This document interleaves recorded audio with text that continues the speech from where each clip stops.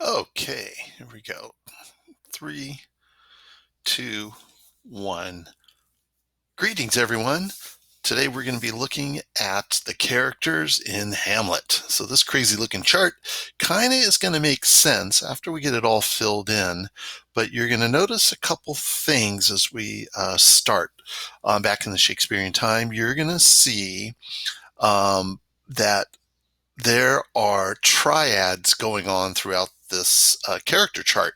So you're going to notice three, definite three over here, definite three over here. Three was then here. There's three over here. So there could be more triad relationships overlapping, but this is, I think, enough to get you to see how it works. So we're going to go ahead and start just filling in the characters.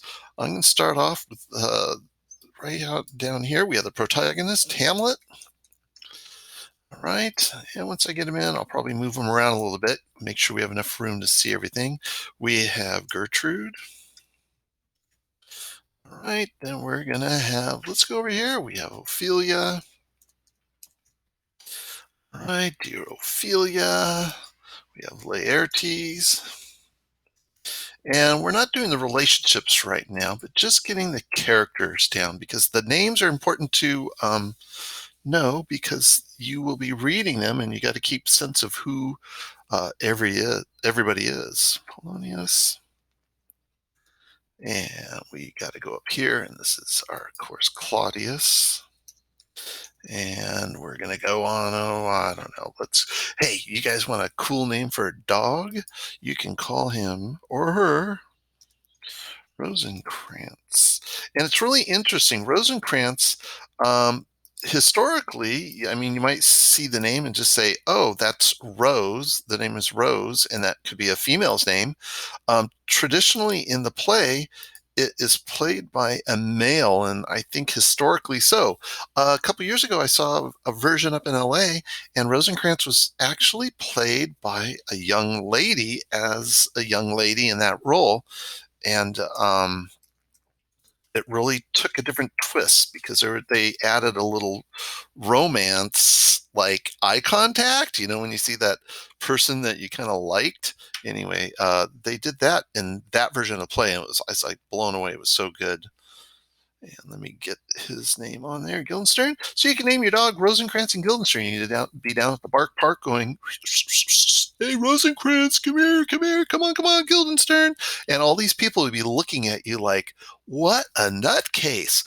But those people that recognize the name would say, hey, that's an educated person. All right, Horatio.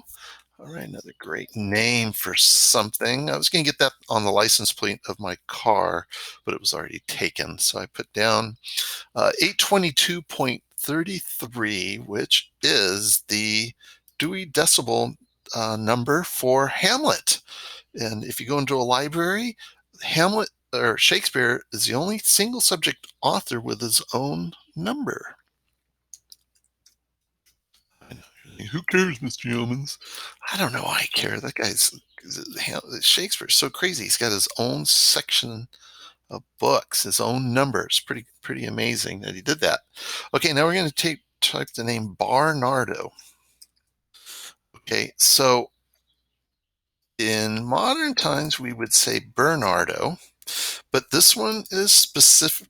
It is Barnardo, and that's correct.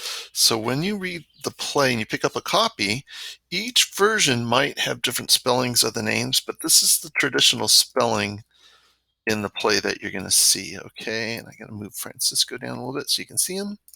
All right, so, and of course that annoying code comes up on my computer screen. I got to get rid of it. And I think there's another one. Got to click on that button, sorry. All right, there we go. That's out of the way. Let's see. Let's go around. Okay, then we're gonna have Fortinbras.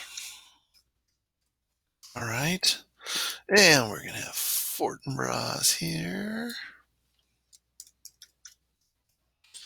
and you're gonna see some duplicate names, and it's kind of interesting how that works. So let's put in the next duplicate name. All right. And then we're going to put over here, cheese. Um, I'll put it down here. We'll put, well, I have to change the font size, I think, because this guy's got a longer name. Or actually, he's got a title. So we're going to just put the title in over here so people don't get too confused. Old Norway. All right, so you guys are going to be able to zoom in on your screen and see things. So, but you're going to notice a couple things. You have Fortinbras and Fortinbras, Hamlet and Hamlet. So I think we got all the characters' names in here. This guy's actually an uncle, and we'll talk about uncles later in another video. But let's keep filling out these names. So this demarcation line is two countries. So over here, I'm going to go back to size 12. We're going to put in Norway. That's still size 6, it looks like. Yeah, crash and burn, crash and burn. Let me get over to size 6. Let me get to 12. I'll just write it over there so I don't spend too much time trying to figure it out, and it's still doing it to me. Let's see if I can change it here. Come on. There we go. All right, so let's get Norway up here so you can, it's Norway, Norway, yeah, yeah. Okay, it is a northern climate. Let's get over here. Let's get this, see if we can get this back to 12. And then this is going to be Denmark.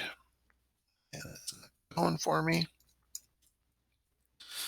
I don't know, the computer has its own ideas of what it wants to do, but I just kind of play along with it. All right, so those are the two countries.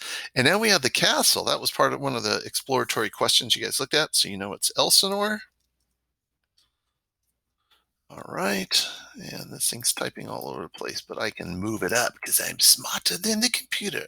One last thing, ladies and gentlemen, always make sure you put your name on the paper. Hey, William, Willie boy, you forgot to put your name on the paper. So you'll be writing it up at the top. Who wrote the paper? William Shakespeare. All right. Let me move his name up onto the paper. All right, let's get that up there. All right, so you got William Shakespeare.